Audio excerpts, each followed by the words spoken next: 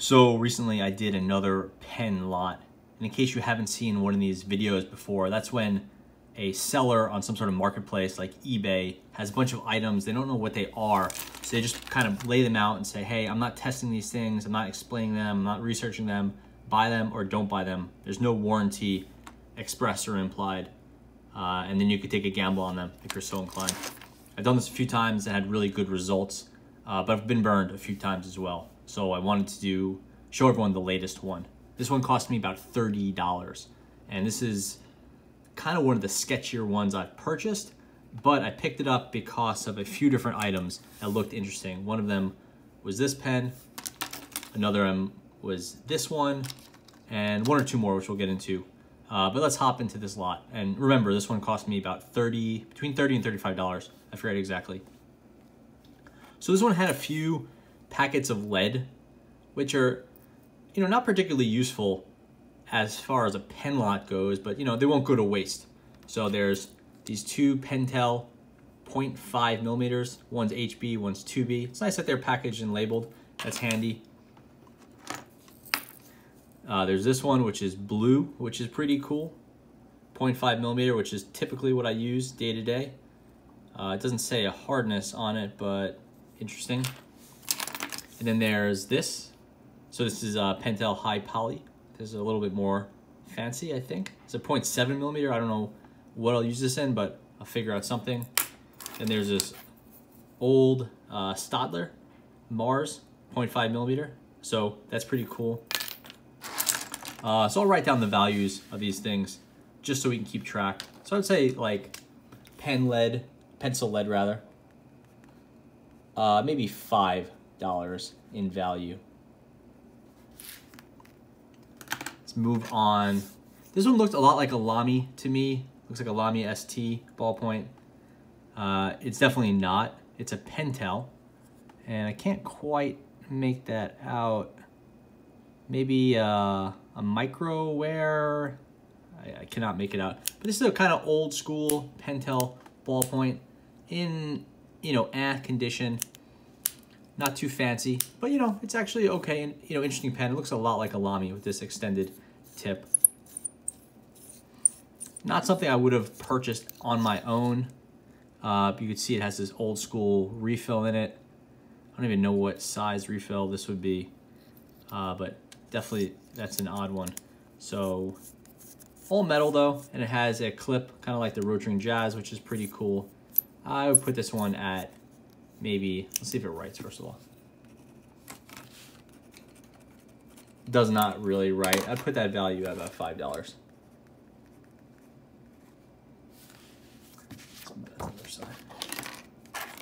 So now we have this one. This is like an old,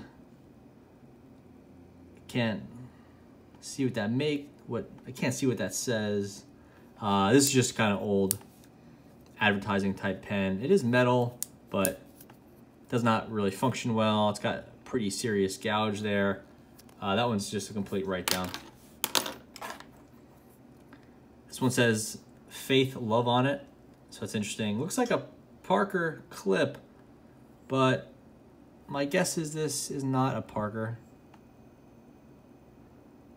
Made in the UK, so maybe it is a Parker, but it's missing the front piece, so it's sort of useless to me. I don't think that's in here, so it's unfortunate. So I like that sort of army green, but this one's in the trash as well. So this one's interesting. This is an old Pentel mechanical pencil. This is pretty cool. This is like a drafting style mechanical pencil. The little indicator there, just push button type thing. This is all plastic, but it's an old school graph design. And unfortunately, I found out that this one is cracked. So this lot is not looking good because this would actually be a nice little pencil to have. I would definitely use this one, but it is very annoying that it's cracked. That doesn't, it's still functional, and I actually got whatever lead this is. It looks like 0.5. So I have the lead, but very little value here. Maybe $1. So this one, no name. It's kind of a knockoff of the Lamy Swift. If you see these things here and this shape, it definitely has that Lamy Swift type look to it. but no name on it. So what's the refill? Just a kind of standard no name refill on it. Parker G2 style refill. I knew this wasn't a Swift, but I wasn't really banking on this pen. But seeing a knockoff or kind of a no name type pen in these buckets or in these lots is usually not a great sign. Here's another no name pen, and you could tell this one, it looks like it might be expensive, but as soon as you get close to it, it's definitely not, because you can see it has a kind of a cheap stamped clip here. This button clearly barely works anymore, and the chroming is just like really cheap looking, even though it is a metal pen. So again, here's another dud. Oh, more lead, more 0.5 millimeter, so that's cool. Here we have some Pentel eraser refills. This is actually pretty handy. These things tend to run out of, and it's a nice long eraser. This is a universal size, so it'll go in almost any mechanical pencil. They don't have the little jamming rod on the bottom, which is too bad, but this is a nice pickup. On the downside, I would say one of these packets sells for about $4, maybe $3, something like that. So pretty limited value there. Maybe $3. Here we have a wood or faux wood, may actually be wood pencil. Oh, pen, no, pencil. Twist mechanism. It looks like a Pilot has some wood pencils like this, but I'm pretty sure it's not a Pilot.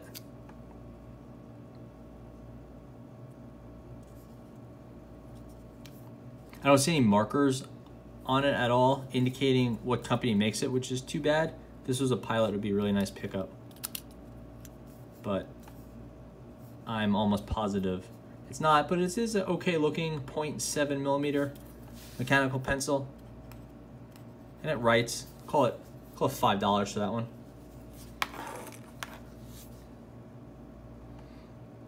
It's a nice pickup right here. So this is a, I want to say it's a Pentel. Yeah, it's a Pentel 0.7 millimeter Excalibur, which is a nice looking mechanical pencil. It's in good condition, not perfect, but good condition. Has seen some use. I guess this is where these eraser refills came from. Yeah, this is nice. I like this one. It's kind of an old school 80s type mechanical pencil. Definitely worth a good maybe $10 conservatively. It's nothing fancy, but it's a good condition mechanical pencil. And see what happens. You take it apart. Yeah, some metal hardware in there. I'll leave it at that so this video doesn't drag on. But metal hardware inside, all metal exterior. Pretty nice looking. I like this one. It even has a cool little banding right there. Those little teeth and the gear marks. Here we have, I guess, the rollerball companion to this one. Also, same sort of no-name pen. Really cheap feeling. Yeah, just a no-name rollerball type refill in there. This is something you throw in your car and just have in the glove box when you need a pen type thing. But no real actual value to it, except for the fact that it writes, but it's not setting the bar too high. So this is an Artisan, kind of really old school plastic. Looks like a pocket knife. It's probably just a letter opener. I'm gonna say letter opener. So, blade looks functional, but not really something I would keep around. Oh, comes out from either side. That's pretty tricky. Could definitely hurt yourself if you don't know about that. I didn't. But okay, so it's a dual-sided letter opener. Again, no real value, but interesting. So this is looks like a dual-sided side of an editing type pencil. It's called an Auto Point USA. No brand on there, but you can tell it's old. just from the old looking plastic, old script logo, kind of a riveted clip. It's very cool. And it looks like it has a twist lead system. It's pretty thick. That might be a millimeter. Looks like more than a 0.7 millimeter. And I think it twists. The side twists. So this one might not be working so great. I'm gonna have to take this thing apart and see what the deal is. This is pretty cool. Put that one at $5 in the red. Nice looking red, kind of waxy lead. It's pretty cool.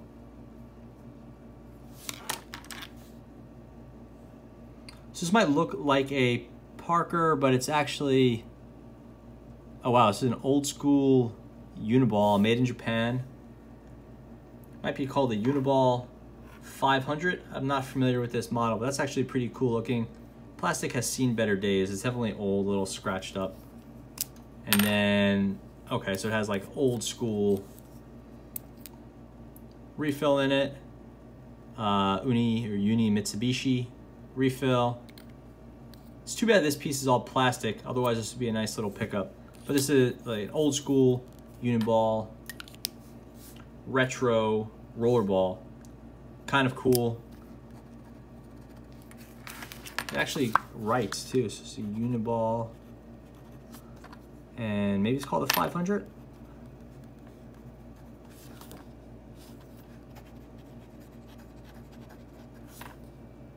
Kind of interesting. Maybe $5 for that one. So this is a Pentel made in Japan. I want to say it's an Excalibur. Maybe it'd be the matching pen to this, but I'm not sure that it is. The chroming looks, or sorry, the brushed stainless steel looks a lot different. And then, so okay, so this is one with a, this is like one piece. So the section or the grip is actually part of the refill. So I'd have to replace this whole thing to get it to write again, which is, you know, a little bit annoying, because that means like I don't have any of these lying around. I have to figure out what refill this is. And then it has this right here, which is, it looks like threading, but it's not. It's just a design, which is kind of a curious choice. It definitely looks like you're missing a piece and this is threading. This is a Pentel, doesn't write. Old school, kind of okay looking. Probably not something I would get much use out of. Maybe another $5. Here is a Pentel. This is kind of like a Rotring Jazz. It has a click button here, and then the clip releases. So pretty cool looking. Looks actually a lot like a a Lamy ST. Oh, it's a pencil. Very nice. And we might have had one of these before. Yes, we did. So it's a pen and pencil set. Pretty cool.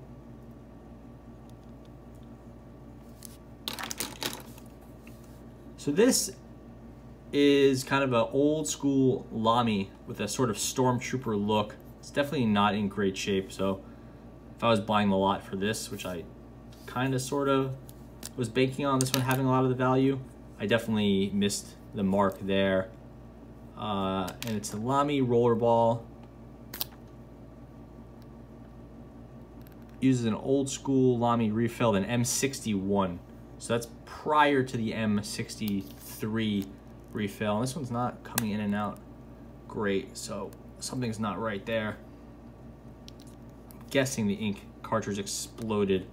Definitely an old school plastic Lamy, kind of a precursor to the CP1.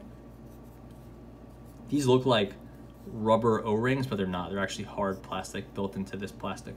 And then it's white, but the white is like pretty scuffed up. The logo is partially scuffed up. You can see right here is that little piece. It looks a lot like that piece from the CP1 or the Lamy, the Linea, some of those. Plastic clip, not spring loaded, so it's kind of like the cheaper version of those pens I mentioned before. Here's a Pentel Excalibur rollerball, same thing with that integrated grip and refill. This one's in a little bit better condition than the other ones, but again, it's kind of useless unless you could find those refills. I think I can, but pretty good. So that's about 3 more pens, each in the $5 range, I'll call it. Here's another wood pen. Yeah, pen.